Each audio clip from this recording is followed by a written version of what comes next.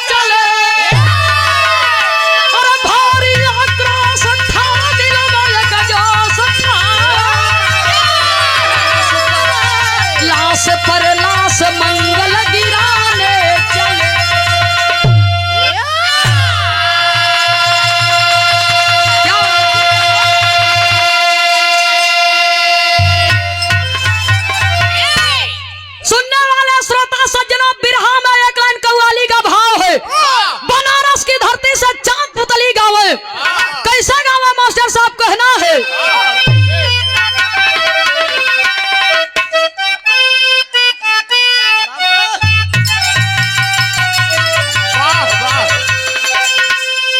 अरे काबे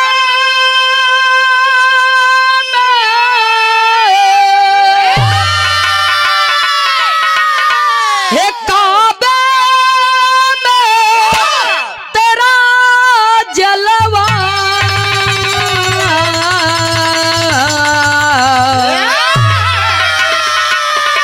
अरे काबे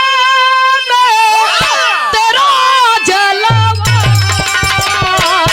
काशी में नजारा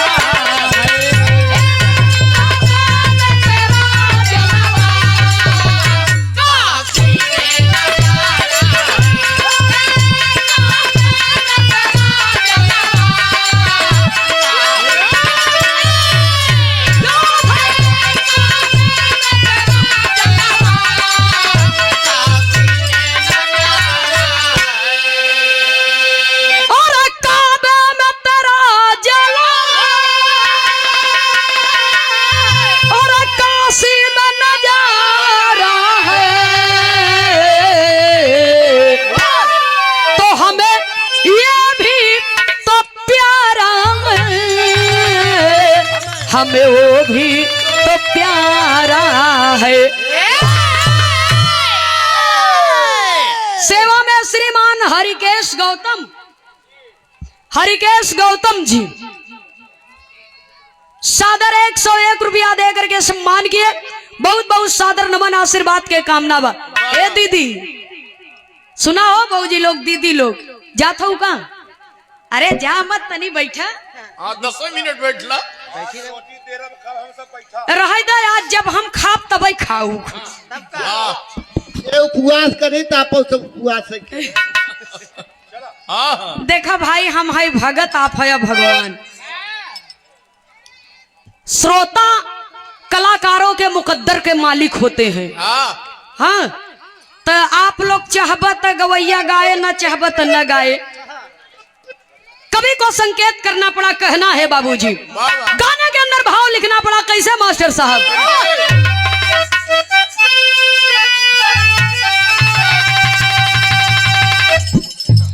अरे झुकते ना, ये झुकते ना कभी ना हरी,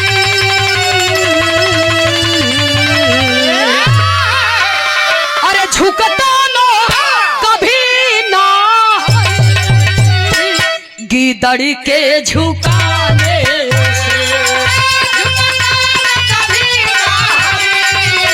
गीदड़ के झुकाने से।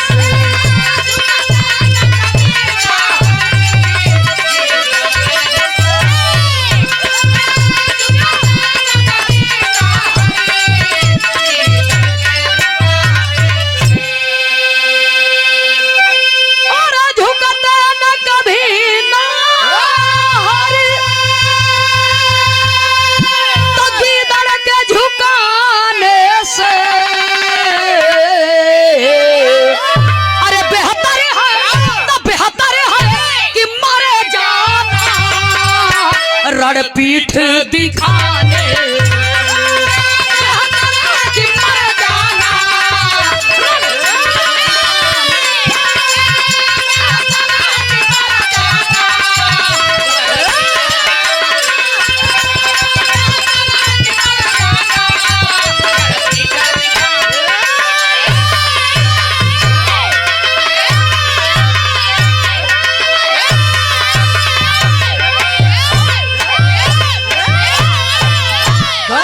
शेर। वाह, मिल्ला लगी बुढ़ौती में।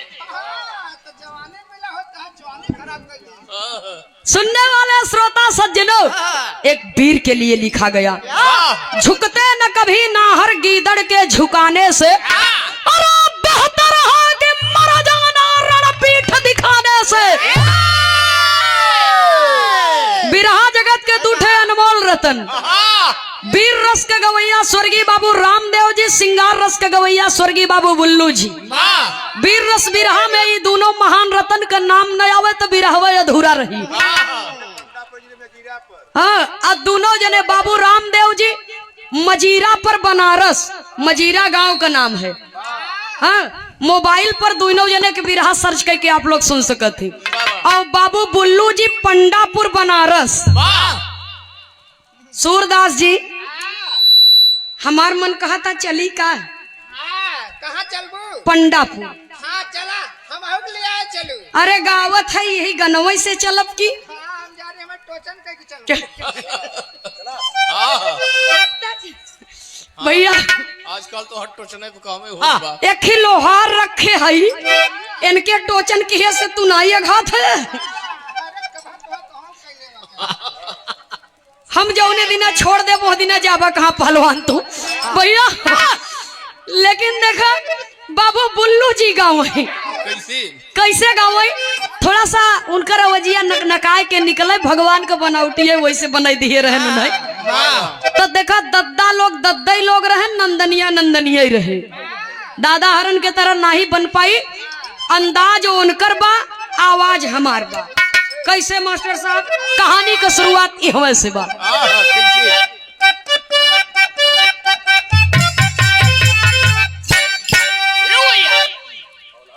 फौलाद हिंद का सीना, जब जब कोई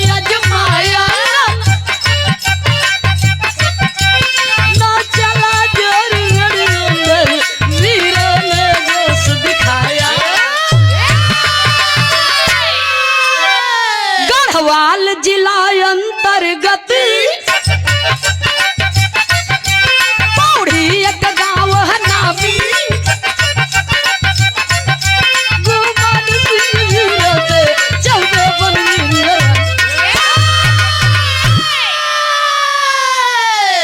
लेकिन जब बाबू रामदेव जी का नंबर आवे हम देखे नहीं है बाबू रामदेव जी बाबू बुल्लू जी के कहाँ देख लू वह समय अपने माइक पेटे में रहू। बात तो सही है वहाँ समय में बिरहा में हमार जन्म नहीं भर रहा।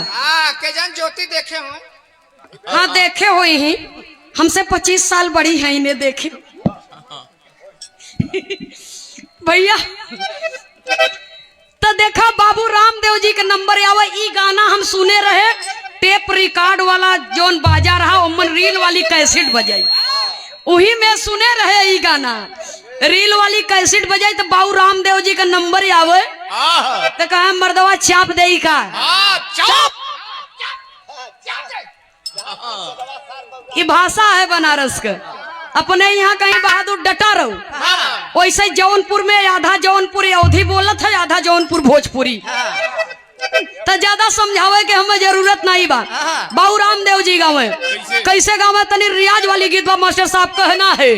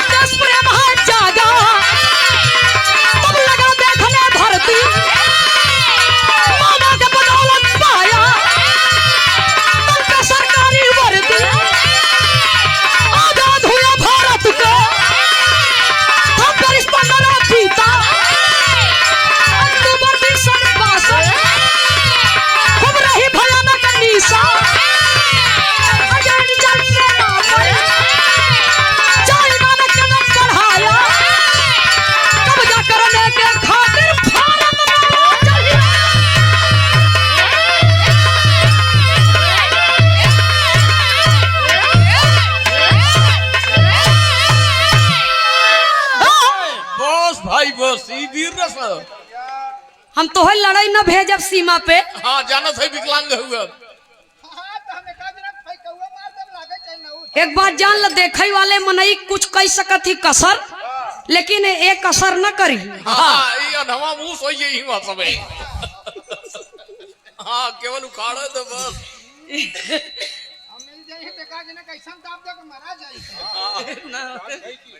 ज्यादा सही वो तू देखबई करत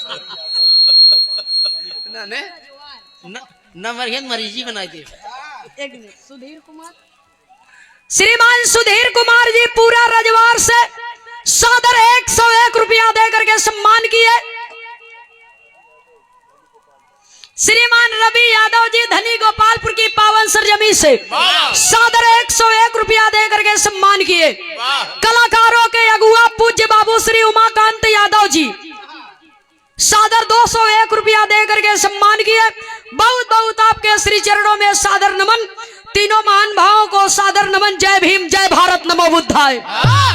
जरा आप लोग बात के समझ ले। भारत देश का एक वीर है, एक फौजी है जिसका नाम बतलाया गया राइफलमैन जसवंत सिंह रावत। मैं बिरहा गाऊंगी, आप सर्च करके देख लेंगे। एक एक बात सत्य घटना पर आधारित है, कपोल कथा नहीं है। सुनने वाले श्रोता सज्जनों जरा गौर करिएगा। जसवंत फौजी का ड्यूटी कहाँ बा? अरुणाचल प्रदेश भारत चीन के सीमा पर नूरानाग पहाड़ी पर नूरानाग ब्रिज के रक्षा में हमारे देश के जवान ड्यूटी कर रहे हैं।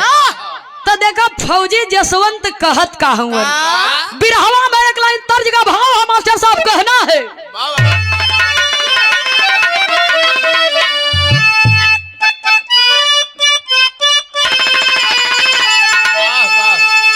अरे रहली मत मातंग में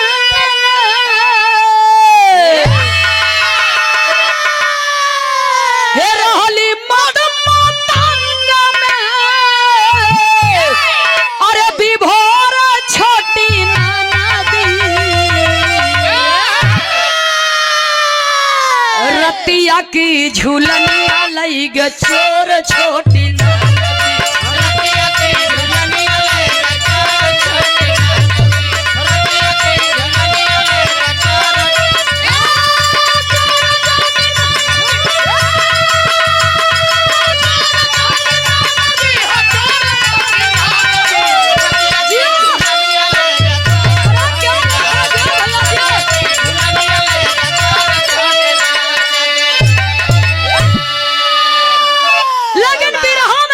संकेत करना पड़ा।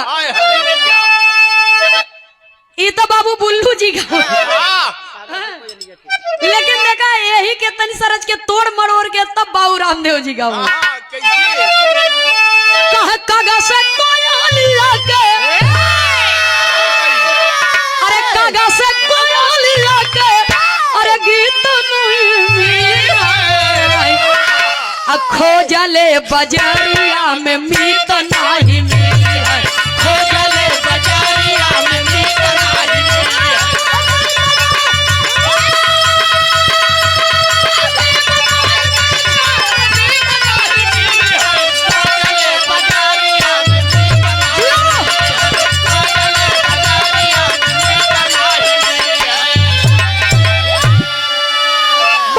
लेकिन बिरहा में कभी को संकेत करना पड़ा, कहना है अरे सीमा पर जा रहा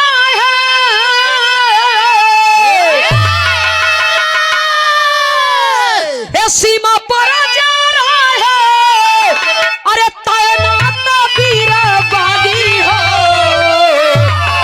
माई यऊ बहिन के लागई आचरा न तागी हो माई यऊ बहिन के लागई आचरा न तागी हो माई यऊ बहिन के लागई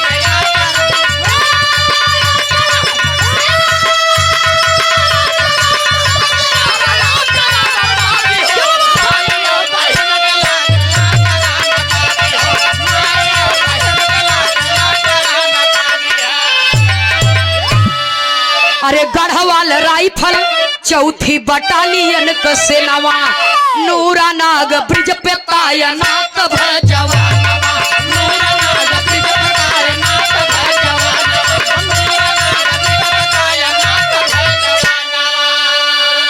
अरे बीरावन का हाथिया से अरे 12 से लड़ोगी हो अरे माई औ बहिन के लागई आचारा न तागी हो।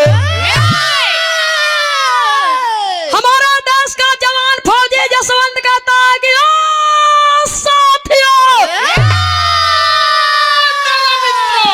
भारत देश को आजादी बड़े मशक्कत से मिली है।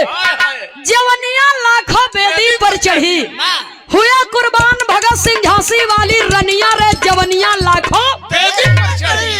इस देश को आजादी दिलाने में ना जाने कितने माओ की गोद सुनी हो गई है, ना जाने कितने बहनों का रक्षा बंधन का त्योहार सुना हो गया है और ना जाने कितने सुहागिनों का सुहाग सुना हो गया और ना जाने कितने बच्चे अनाथ हो गए, तब जाकर के इस देश को आजादी मिली है। तो आजाद भारत के भक्ति में जो हमारे देश के माँ बहनों की निष्ठा है उनके पवित्र दामन पर कभी दाग न लगे हमारे किसी भी कर्मों के कारण। मर जाना लेकिन अपना पीठ रण में मत दिखाना। मत दिखाना। धीरे धीरे समय बीतत बा। समय बीतत बा बाबूजी। वहाँ की दो स्थानीय लड़कियां नूरा और शीला, वाह गजब की खूबसूरती है, गजब की खूबसूरती है बाबूजी। पतली कमर, लंबा बाल, नागिन जैसे चोटी पीठ पर लहरात बा जब चले तो। पूरा पहाड़ी नागिन दिखात है। आई देश का सरहद फरमा जात बा। अरे वाह।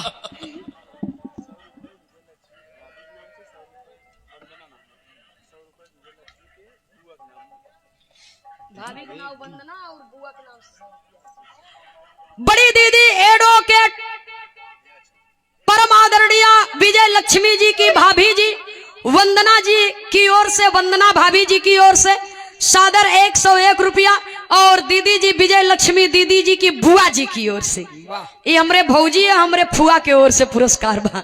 वाह बहुत बहुत सादर नमन है, आशीर्वाद की कामना है। और देखा ननद भौजाई के रिश्ता बड़ा खट्टा मीठा होता है, हो भाई करत है। लेकिन हमरे दीदी का ऐसा व्यवहार बा, हमरे भाभी का ऐसा व्यवहार बा कि परिवार में भगवान करे कि एक दूसरे के प्रति ऐसा ही सम्मान बना रहे, और भाई भाई में एक दूसरे के प्रति आदर्श का भाव बना रहे। वाह सादर 200 रुपया पुरस्कार भाभी जी और बुआ जी की ओर से। बहुत बहुत आप सबको सादर नमन। जय भीम, जय भारत, नमो बुद्धाय। तो नूरा और शैला दोनों, नूरा और शीला दोनों बहनों में से बाबूजी नूरा को फौजी जसवंत से मोहब्बत हो गई। हाँ, फौजी जसवंत से मोहब्बत हो गई। ऊंची गर्दन, गठीला बदन, आप फौजी जसवंत से मोहब्बत हो गई। वाह अच्छा, तो फौजी है तो क्या हुआ, लेकिन दिल तो उसके सीने में भी धड़क रहा है। सुनने वाले श्रोता सज्जनों, फौजी को भी नूरा से मोहब्बत हो गई। दोनों चोरी छिपे मिलने लगे, और जब चोरी छिपे मिलने लगे, जब प्यार परवान चढ़ा, तो एक दिन अब फौजी के समझ में आए कि अब प्यार ज्यादा होता। आई प्यार के चक्कर में अपन पहला फर्ज देश सेवा हम भुलाए जा, तो दुनिया हमें गाली दे। कहते हैं कि आ नूरा,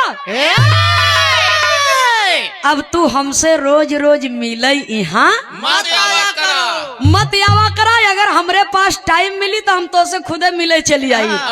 जा अपने घरे। हाँ मिजाज मत गड़बड़ावा जा। हाँ, प्रेमिका बहुरहिया तो चली गई, लेकिन यार न फौजी मितवा का मन लागत बा, न हर प्रेमिका का मन लागत बा। तब कभी के यहाँ लिखे के पड़ा बिरहा में एक लाइन बड़ी बेजोड़ धुन है मास्टर साहब। कैसी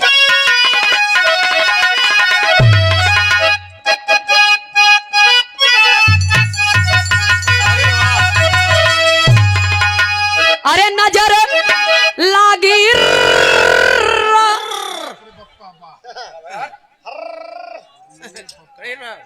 ए मास्टर तू काहे चिंकत है? हट! हम थोड़ी गाना यार राता कि हमरे कौन औकात बा, जब तो हाथ नजर नहीं बा तब काहे नजर मारे कोशिश करते हैं। तब काहे भन हाँ, ये हम नहीं कहत है, ऐसे कभो कभो लहरी उस्ताद गावे काहे हाय हाय नजर।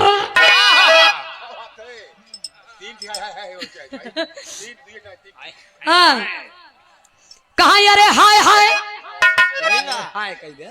सही है। नजर लागी राज तोरे बंगले पे, अरे जाऊ मैं होती राजा बन की कोयलिया, अरे कुहू के रहती राजा तोरे बंगले पे, राजा तोरे बंगले पे, रहती राजा तोरे बंगले पे।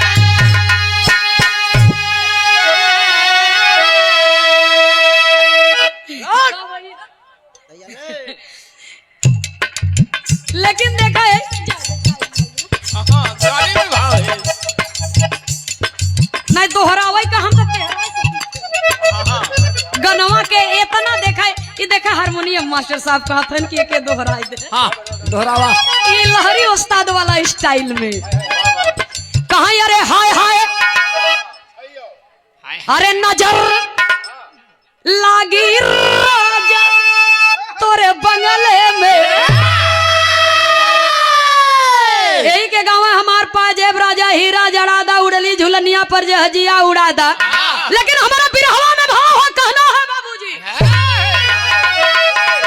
मनवे तो हो मनवे कहाँ गल मनवे वहां की गल लगता ही नहीं ने।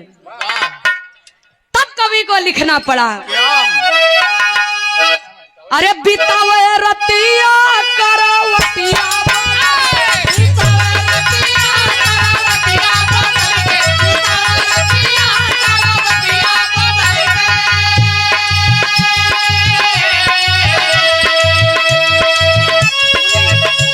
ज्योति। ये दुनिया में प्रेम बड़ा अनमोल होता है हाँ, लेकिन प्यार बहुत खतरनाक होता है। वो दोनों को मन का दशा का बा। अरे सोनी कोठरिया में सोनी कोठरिया में अपना टहल के बितावे रतिया करवटिया बदल के बितावे रतिया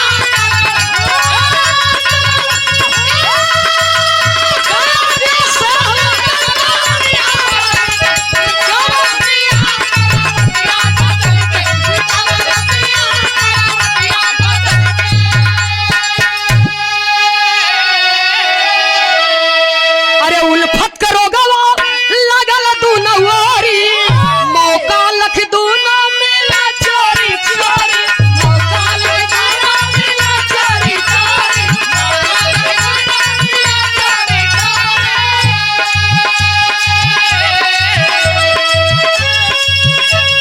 पलकन के छैया में पलकन के छैया छहाया निकल के बितावे रतिया करवटिया बदल के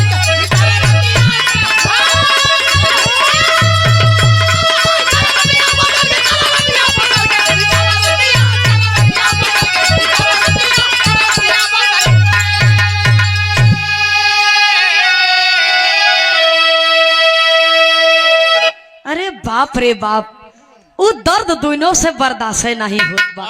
कैसे बर्दाश्त उल्फत का रोगवा लागल दोनों ओरी मौका लख दोनों मिले चोरी चोरी। और जब प्रेमी और प्रेमिका मिले तब पलकन के छैया छहाए अली कली के अब बितावे रतिया करवटिया। यही बदे बाबूराम कैलाश जी कहे कि प्यार खुरपा खुरपी में एक तरफ धार होता है, फावड़ा में एक तरफ धार होता है, गड़ासा में एक तरफ धार होता है, बिलेट में दो तरफ होता है, हाँ बल्लम में 3 तरफ हो। प्यार में चौतरफा होता है। जेहर से पाए ओहर से काटे। हाँ उल्फत करो गवा लागल दोनों ओरी मौका लख दोनों मिला चोरी चोरी। एक दूसरे से मिलने पर बाबूजी एक दूसरे का प्यार जब परवान चढ़ा तो दोनों कसम खाए कि अपने जीवन में अगर मन मंदिर के में तो के देवता के रूप में पति देवता के रूप में स्वीकार किए है। शादी करब तो तोही से करब वरना कुंवारे रह जा मर जाब लेकिन कोई और से बियाह ना करब। प्रेम ऐसा ही होना चाहिए। प्रेम का मतलब समर्पण। सुनने वाले श्रोता सज्जनों फौजी के मन में भी है प्रतिज्ञा बा और प्रेमिका नूरा के मन में भी। धीरे धीरे समय बीता। एक दिन अचानक सीमा पर गोलीबारी शुरू हो गई। बिरहा में बड़ा अनमोल तर्ज लगा मास्टर साहब कहना है कैसे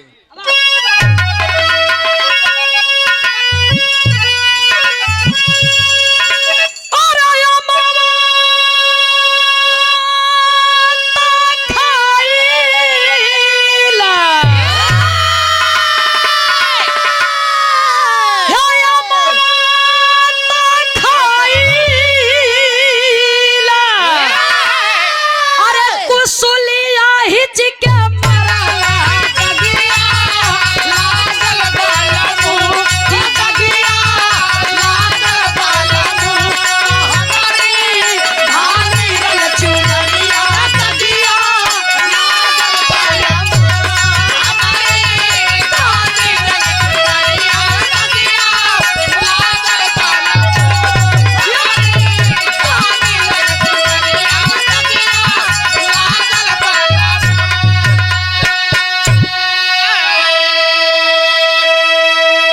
हमरे देश का माता बहन लोग गायन हमरे उम्र का गवैया एक बहुत कमे गावत है।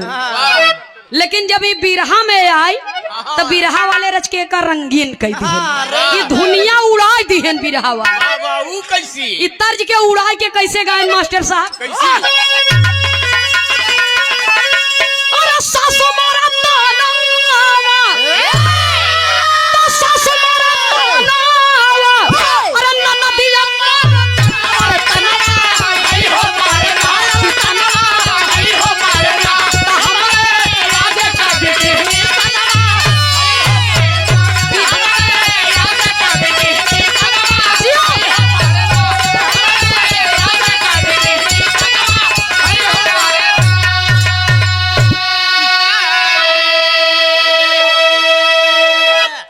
ज्योति बबूनी एक गवैया एक एक गवैया गावती, हम थोड़ी गावत है, हम कोनो गवैया थोड़ को है। हाँ ये तो भी टिहनी खुद ही है। अब हाँ हम सब तो खुद ही दोनों जने प्लस है। हाँ प्लस है माइनस तक दिखाता नहीं बा। माइनस जितना है ना अब उन्हन के खत्म होत बाटे माइनस कहानी। मैं कहा था सीमिट उमिट मंगवाई फिर सुनने वाले श्रोता सज्जनों इतना तरच कलाइन है। गवैया गावल कि हमरे अगवा के बिटहनी तनवा ई हो मारे ना, गायिका गावत ही हमरे अगवा के बेटहना तनवा ई हो मारे ना। लेकिन हमारा बिरहवा में भाव बा, समय कम्बा नहीं तय के विस्तार से बता दे काहे बदई गाई जाता कैसे मास्टर साहब? कैसे और फौजी लाला कारा सबही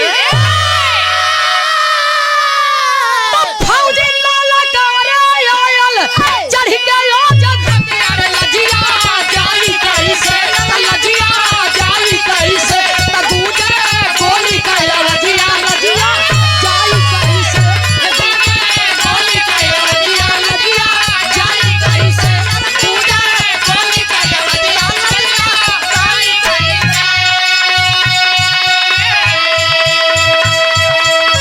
जसवंत तहारा जल्दी जसवंत तहारा जल्दी कैला तैया लजिया जाई कैसे लजिया जाई कैसे बच के जाना पाव लजिया लजिया जाई बच के जाना पाव लजिया लजिया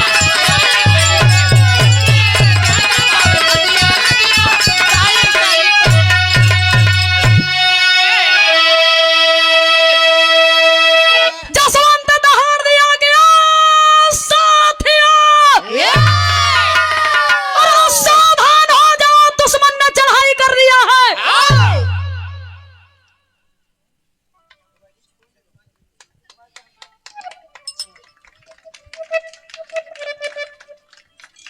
कहीं वीर रस में जो वजह लगल। अरे ठीक है भाई उधर का है, मत भटकावा। और बिरहा जगत की होनहार एवं उदयमान गायिका हाँ बड़ी सुंदर और सभ्य गायिका। और आज की जो समय चल रहा है बेतुका धुन तर्ज चल रहा है का आए भाई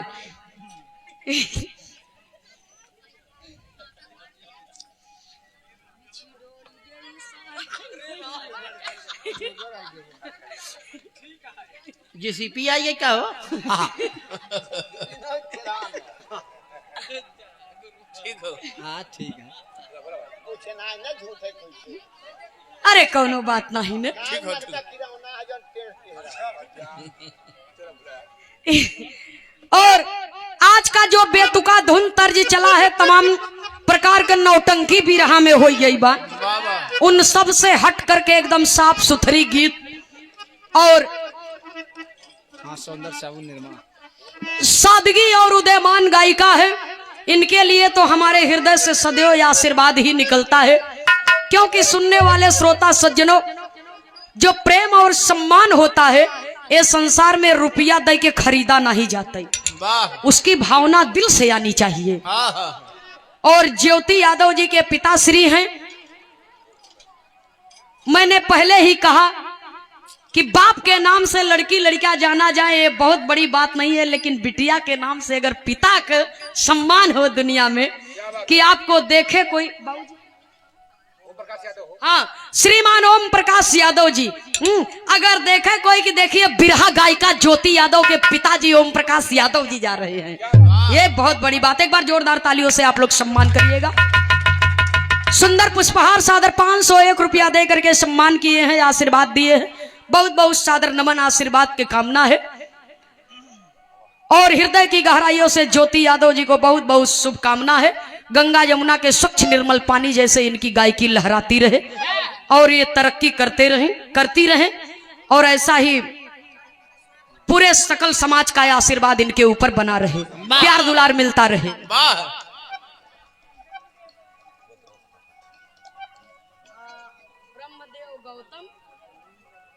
श्रीमान ब्रह्मदेव गौतम जी पूरे रजवार की पावन धरती से सादर 101 रुपया दे करके सम्मान किए, बहुत बहुत सादर नमन है। जय भीम, जय भारत, नमो बुद्धाय। सुनने वाले श्रोता सज्जनों, हमारे देश का जवान ललकार दिया, देश का जवान ललकार दिया कि साथियों, दुश्मन बच करके ना जाने पाए, गोलीबारी शुरू हो गई है। देश के जवान तैयार हो गए दुश्मन के गोली को मुंहतोड़ जवाब देने के लिए। और जब तैयार हो गए बाबूजी, तो ये जसवंत फौजी की जीवनी बताती है और इतिहास भी बताता है। उस समय जो नूरानाग ब्रिज पर, नूरानाग पहाड़ी पर फौजी ड्यूटी दे रहे थे, पास में हथियारों की कमी होने के कारण भारत सरकार रक्षा मंत्रालय के द्वारा यह आदेश दिया गया कि जितने भी फौजी इस समय नूरानाग पहाड़ी पर हैं, सब अपने अपने खेमे में तत्काल वापस आ जाएं। सारे फौजी लौटने लगे, लेकिन 3 भारत देश के जाबाज बेटों ने भारत सरकार रक्षा मंत्रालय की बात मानने से इनकार कर दिया, जिसमें से राइफलमैन फौजी जसवंत सिंह रावत और राइफलमैन गोपाल सिंह गोसाई, लांस नायक त्रिलोक सिंह नेगी। नायक से छोटा पद होता है लांस नायक का। त्रिलोक सिंह नेगी तीनों बहादुर ने कहा कि खबरदार, अरे कोई माँ की मर्यादा लूट रहा हो तो बेटा बाप से परमिशन नहीं लेगा। मर्यादा लूटने वाला उस पाजी को उसी जगह पर बोटी काट करके दफन कर देगा। नहीं मानता मैं भारत सरकार की बात को, मार करके पाजियों को तब जाऊंगा या मारूंगा या मरूंगा, क्योंकि फौजी केवल 2 ही मंत्र जानते हैं, या मारूंगा या मरूंगा। हमारे देश के जाबाज चले और जब तीनों बहादुर चले बाबूजी, तो चीन देश की सेना की ओर से गोली तड़ातड़ चल रही है और गोलियों का निशाना साध करके पाजियों ने मार दिया। राइफलमैन गोपाल सिंह गोसाई, लांस नायक त्रिलोक सिंह नेगी को दुश्मन की गोली आई और सीना छेद कर पार हो गई। गोली पर गोली जब लगने लगी तो दोनों बहादुर बाबूजी धरती माँ के गोद में गिर गए और भारत माँ का जय जयकार करते हुए वीर गति को प्राप्त हो गए। और जब जसवंत फौजी अपने दोनों बहादुरों की लाश को देखता है तो दहाड़ करके कहता है, कवि को बिरहा शैली में टेरी के भाव में लिखना पड़ा।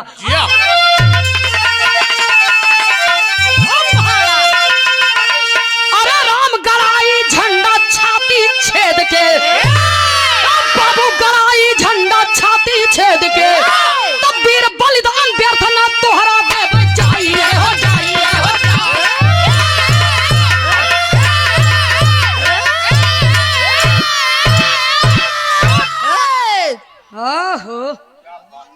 गड़ाई झंडा छाती छेद के, वीर बलिदान व्यर्थ न तोहरा दे जाइए, गड़ाई झंडा छाती छेद के। और नीच पाजियों, अगर एक के बदले मैंने 100 को नहीं मारा तो मैं भी भारत माँ का बेटा नहीं। सुनने वाले श्रोता सज्जनों, देश के वीर ने ललकार दिया और देश के हर सपूत को ऐसा ही होना चाहिए। पानी पर मर मिट जाओ, यदि पानी पर्दा ही नहीं बचेगा, मर्यादा ही नहीं बचेगा, तो धिक्कार है तुम्हारे जिंदगी के ऊपर। सुनने वाले श्रोता सज्जनों, हमारे देश का बहादुर चला दुश्मनों के गोली का मुंहतोड़ जवाब देने के लिए। ओहर प्रेमिका नूरा बहुरहिया सोचता, मन के मितवा से मिले कई दिन हो गए, अब मनवे लागत नहीं बा, तो नाश्ता वास्ता बनाए के टिफिन में पैक करके लेके चली, क्योंकि उस समय की ऐसी व्यवस्था थी।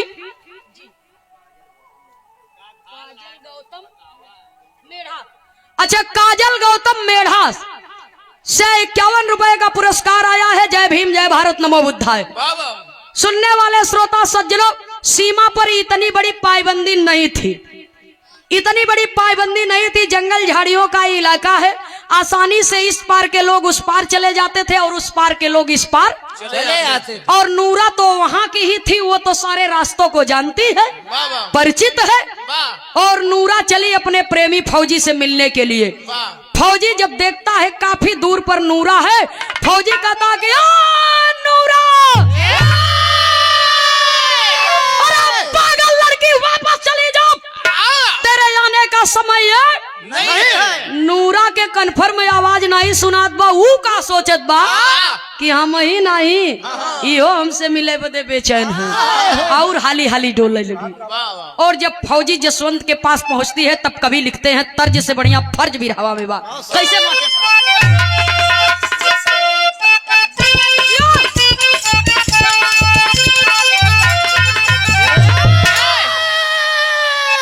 कहीं नूरा हटूंगी ना,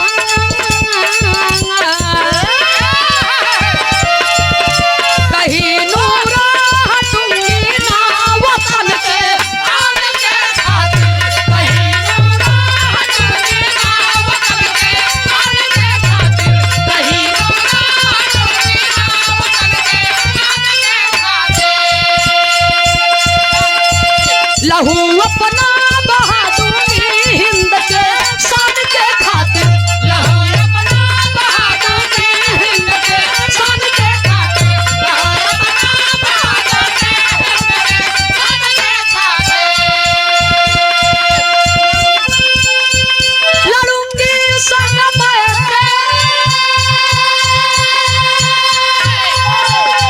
लड़ूंगी संग मैं इसी की हर पहाड़ी पे, इसी की हर पहाड़ी पे, जान अपना लुटा दूंगी, बहुत जान अपना लुटा दूंगी तुम्हारी जान के खातिर, जान अपना लुटा दूंगी तुम्हारी जान के खातिर, जान अपना लुटा दूंगी तुम्हारी जान के खातिर। नूरा कहा, अरे मितऊ, तू देश के लिए वर्दी पहिरे हो तो खाली तोरा ही अंदर देशभक्ति बा। मैंने भी इसी मिट्टी में जन्म लिया है, वाह वाह जान अपना लुटा दूंगी तुम्हारी जान के की। खातिर। आपकी जान मेरी जान से कई गुना कीमती है। आपको मैंने अपने जीवन साथी के रूप में स्वीकारा है। यदि आपकी जिंदगी को कुछ हो गया तो मैं कुंवारी विधवा बनकर के इस दुनिया में जिंदा नहीं रहूंगी। नूरा अपने प्रेमी के साथ में लड़ाई में सहयोग करने लगी। पपट के लाइन में लिखना पड़ा।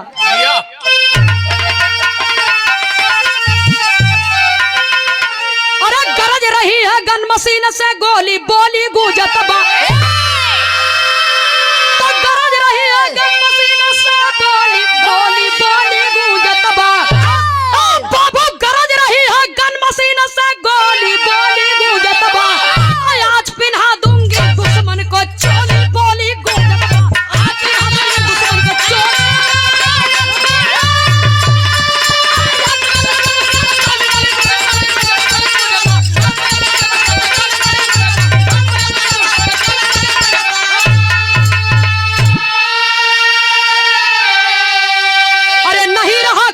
सिपाही अकेले लड़ाई जुझारा हो, दौड़त आई नूरा निज कर में हथियार संभारा हो। अरे लड़ी हिंद के खातिर सीना खोली बोली गूंजत बा। अरे पड़ी नजर दुश्मन की मारा गोली गूंजत बा।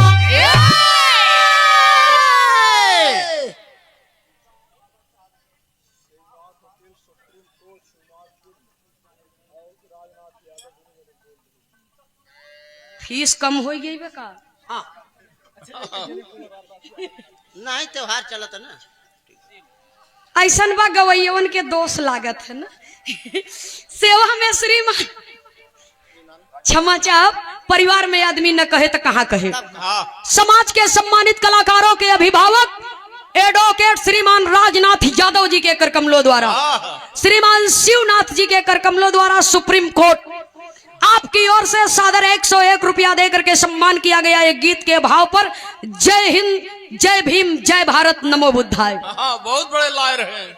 सुनने वाले श्रोता सज्जनों, गाना करीब में है, जरा बात के समझ लें। वाह, दुश्मन देश की सेना की नजर, लड़ाई में बाबूजी नूरा जसवंत की सहयोगी है, सहयोग कर रही है और दुश्मनों की नजर पड़ गई। वाह वाह। निशाना साध करके बाबूजी नूरा के ऊपर गोलियों से वार कर दिया पाजियों ने, और जब दुश्मन देश की गोली नूरा के बदन को बेध दी है, हाय जसवंत कह करके धरती पर गिर जाती है।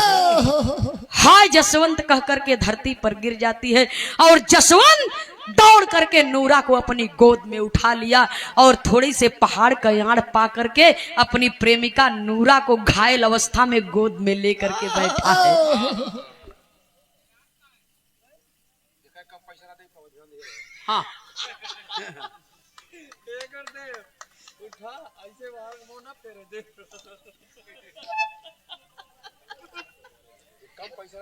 और अच्छा उठ जा कवि जी। उठो बैठो खड़ो।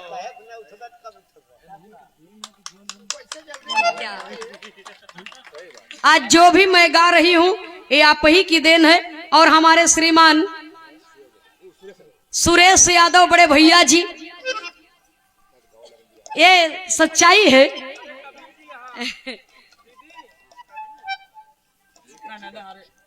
अरे ठीक है, बिरहा जगत के उदयमान लेखक। अरे ठीक है, अच्छी बात है, प्रसन्न रहिए, अच्छी बात है। देखिए विद्वता जो है, विद्वता जो है वो किसी की बपौती नहीं होती है, वो किसी को भी मिल सकती है। और कैथौली बादशाहपुर, मुंगरा बादशाहपुर में ऐतिहासिक दंगल होता है और 10 साल लगातार एक मंच पर मैंने वहां गाया है। और बिरहा जगत के उस समय के जो अपने जमाने के बड़े सुपरस्टार कलाकार थे, सबसे कार्यक्रम वहां पर हो गया ग्राम प्रधान जी पूज्य श्री राजा राम यादव जी के सानिध्य में। और वहां का वो मशहूर दंगल है। तो उस जगह पर हमारे भैया को, अरे अच्छी बात है, अपने को लगाव अपने से हो वही करत है। और हमारे कवि जी के तो बहुत बड़ा आशीर्वाद आपके ऊपर है। और जब इस चैनल से और पूरे परिवार से हम बहुत दिन से परिचित है, और जब आज के लगभग 18-19 वर्ष पहले 2005 या 2006 की बात बाटे, हाँ, तब हमारी बड़ी दीदी है केशवराज बिरहा गायिका, वो दिल्ली शास्त्री पार्क में वहां पर रहती थी। और हमें देखें तो मच्छर की नाही मोटवार निठवार रहे हम। हाँ, तो कहा ये लड़कियां कैसे गाए, बेचारी मर जाए। बस 5 से 7 मिनट और। हाँ, अच्छी बात है, आप लोग प्रसाद ग्रहण करते रहिए। और 5 से 7 मिनट की बात और है, गाना अंतिम निष्कर्ष पर है। हाँ, नहीं वो उनका रहा है वो।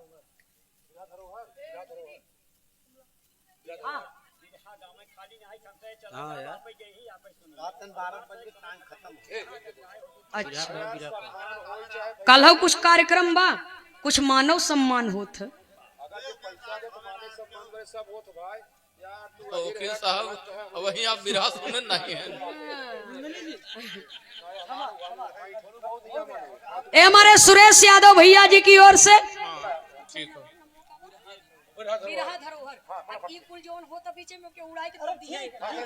हाँ, और चैनल का नाम है बिरहा धरोहर। चैनल को आप सब्सक्राइब करेंगे, सर्च करेंगे, देखेंगे, पसंद करेंगे। और जिनके प्रोपराइटर हैं हमारे बड़े भैया जी सुरेश यादव जी, बड़े शानदार उदयमान लेखक हैं, बड़े अच्छे कोरस वादक भी हैं। और मालिक करे कि ऐसे ही तरक्की करत रहा। ये सुंदर पुष्पहार प्रेम है, सम्मान है।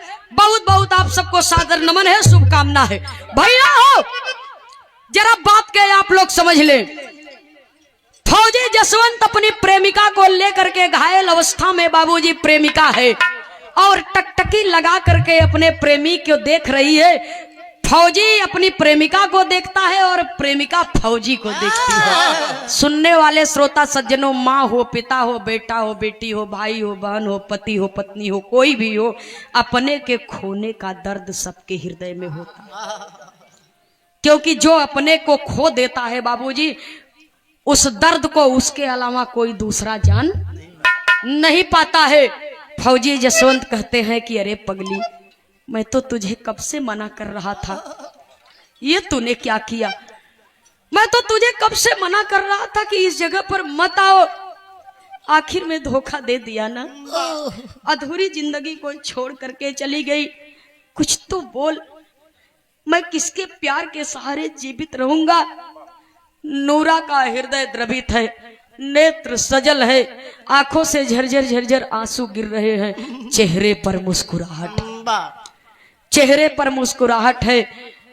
नूरा कहती है कि सुनिए, आपसे मुझे कोई धन दौलत नहीं चाहिए, मेरी आखिरी इच्छा है कि मुझे सुहागन बना करके तब इस दुनिया से विदा करिए, मैं कुंवारी मरना नहीं चाहती।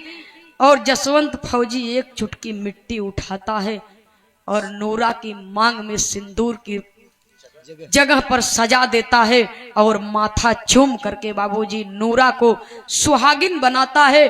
और नूरा टकटकी लगा करके देख रही है, देखते देखते श्वास की डोर टूट गई और प्रेमिका नूरा की गर्दन अपने प्रेमी के बाहों में झूल गई। जसवंत अपनी प्रेमिका नूरा को देख करके बाबूजी तड़प रहा है, लाश को देख करके कि नूरा, इस जन्म में तो तू मेरी पत्नी नहीं बन सकी, मेरी जीवन संगिनी नहीं बन सकी, लेकिन यदि मेरा दोबारा जन्म होता है तो मैं परमात्मा से प्रार्थना करूंगा कि तू ही मेरी जीवन साथी बने। नूरा, तू ही मेरी जीवन साथी बने। मैं भारत देश का सेवक हूँ, भारत माँ का सेवक हूँ और मैं भी तेरे साथ अवश्य आऊंगा। नूरा, नूरा की लाश को देख करके तड़पता है, रोता है, जिगर तड़फड़ा रहा है, कलेजा मुंह को आ रहा है, लेकिन अपने दर्द को किससे कहे, किससे बयां करे बाबूजी? कौन सुनेगा और कौन उसके दर्द को बांटेगा? सुनने वाले श्रोता सज्जनों, पाजियों ने आज एक बेकसूर को मौत के मुंह में ढकेल दिया। भारत की बेटी अपने देश के सम्मान में, फौजी के सम्मान में अपने लहू का कतरा कतरा बहा दिया, लेकिन अपने सिर को झुकाया नहीं। तब भारत देश का फौजी मानो पागल सा हो गया और झल्लाहट में बाबूजी हाथों में गन मशीन उठाया, भारत माँ का जय जयकार लगाया और आगे बढ़ा। करता क्या है, अल्लाह के लाइन में कभी को लिखना पड़ा।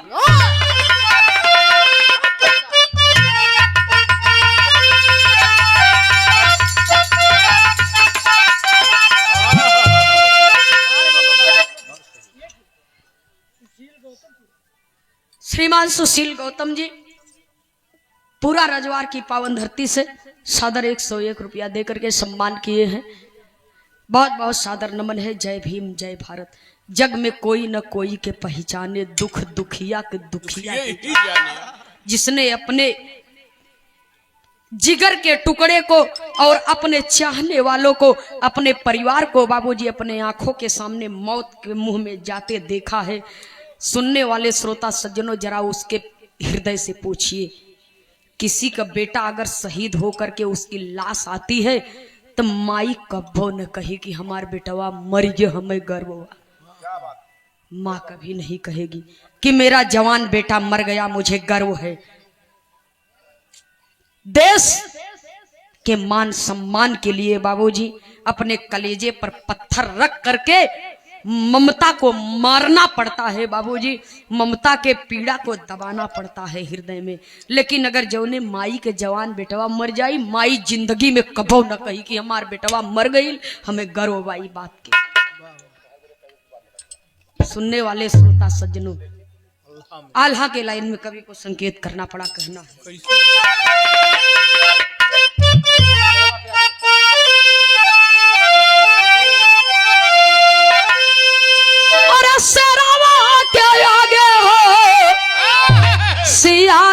नहीं टिकी है। अकेता नौले टहरे अपन झुंडा मारी।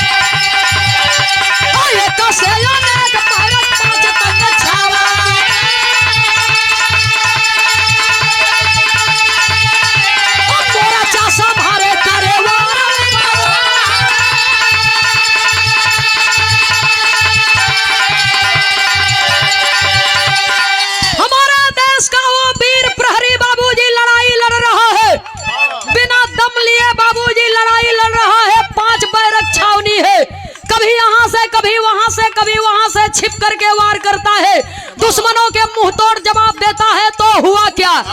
लगी रहा मास्टर साहब, कनी बढ़ के रही कहना है।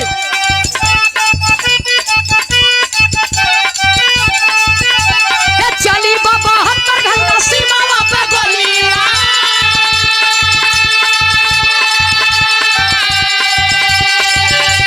तीन समुदैया गई स्वर्गवा सीधा।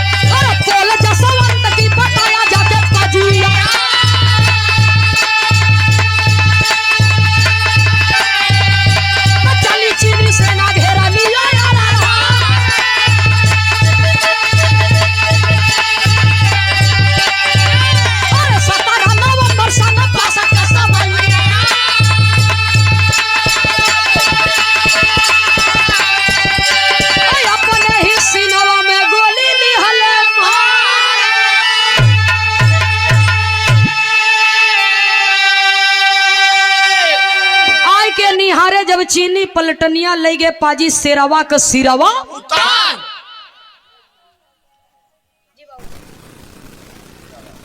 और पूज्य बाबूजी की ओर से गीत के भाव पर सादर 101 रुपए का शानदार आशीर्वाद आया है। बहुत बहुत सादर नमन। मालिक की कृपा बनी रहे। जय भीम, जय भारत, नमो बुद्धाय।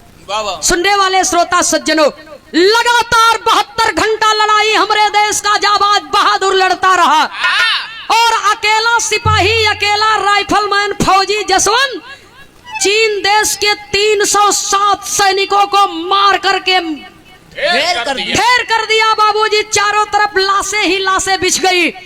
आप सर्च करके गूगल पे देख सकते हैं फौजी जसवंत की जीवनी। और 72 घंटा लड़ाई लड़ता रहा। 3 दिन 3 रात तक लगातार लड़ाई लड़ता रहा बाबूजी। भारत के इतिहास में तमाम फौजी हुए, लेकिन जसवंत जैसा फौजी आज तक नहीं हुआ बाबूजी।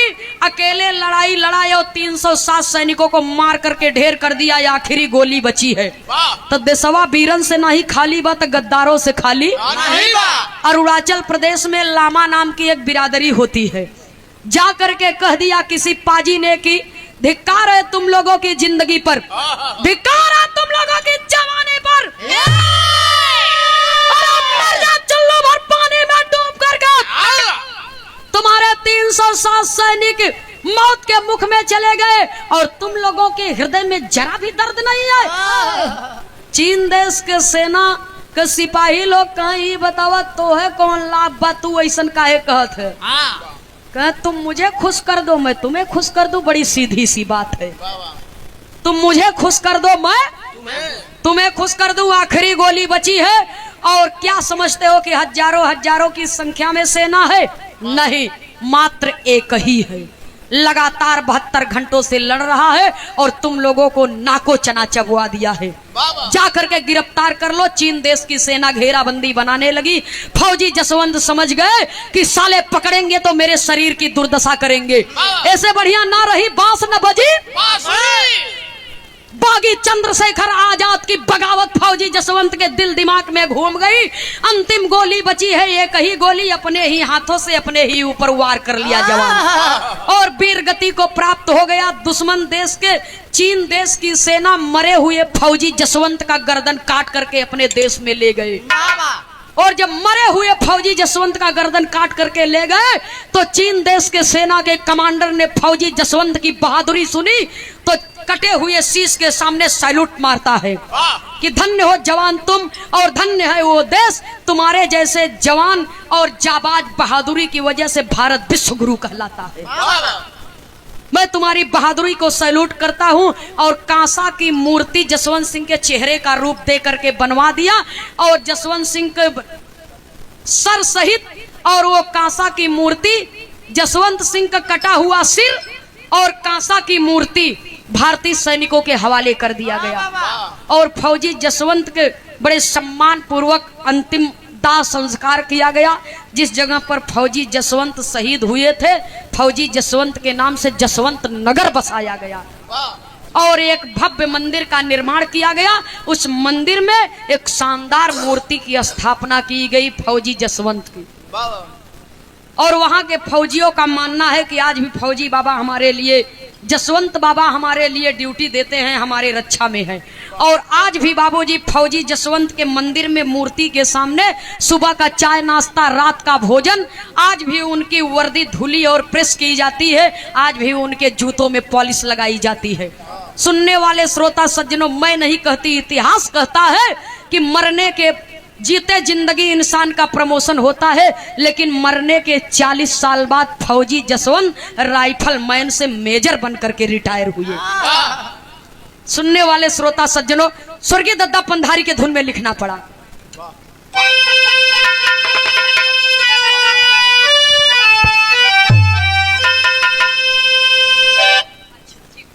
चला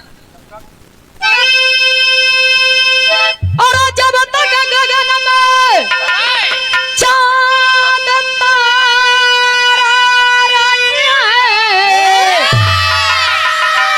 जब तक गगन में अरे चांद तारा रही है, तब तक जननी के गति का सितारा रही है।